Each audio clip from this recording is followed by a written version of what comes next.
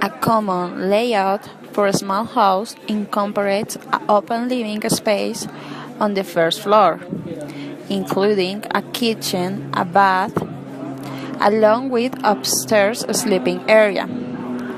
Some small houses have multiple bedrooms and bathrooms, and some offer only a sleeping loft and a toilet shower closet.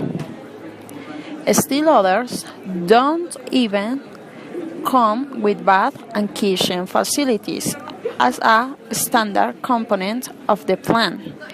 They are offered only as upgrades.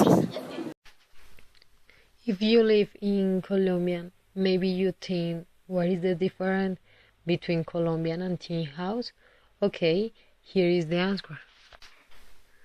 Okay, the tiny houses are cheaper than the Colombian houses for the materials and size structure. For the other hand, the Colombian house are bigger than the tiny house for the size. The tiny house might be as comfortable as Colombian house.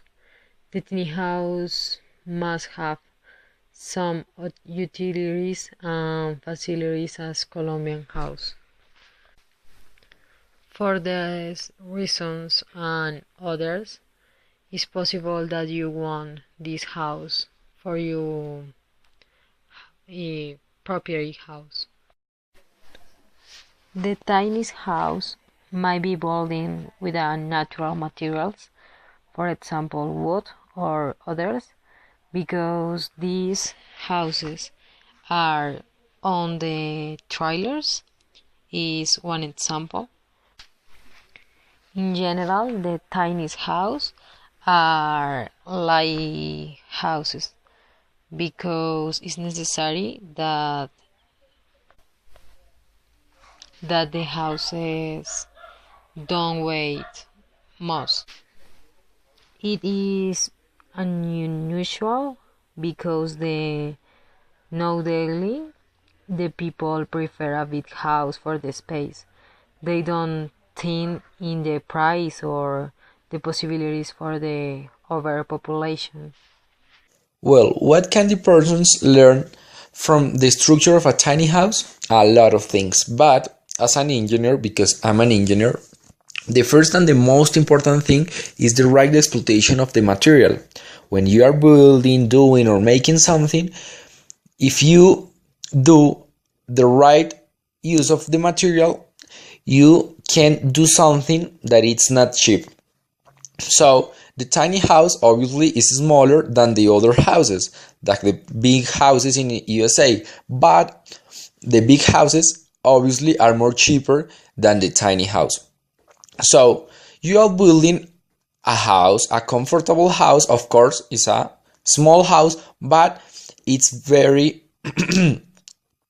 very comfortable, of course, but it's not cheap. So that's very important because a tiny house is ideal for students, for persons who are beginning their own business. So it's very good idea. The size of the house reduces heating and cooling costs. They can be completely powered by solar panels at a fraction of the cost to the power a traditional home with solar energy. And there are even incinerating toilets that help reduce water consumption. Through the proper application of green technology, it will be possible to live net zero and completely off the grid in a tiny home. Even if the house were connected to a city power grid and took water in like a traditional home, energy and water consumption and cost will be significantly reduced. Overall, living in a tiny house will be great. It's one of the rare instances in which cheap and green go hand in hand.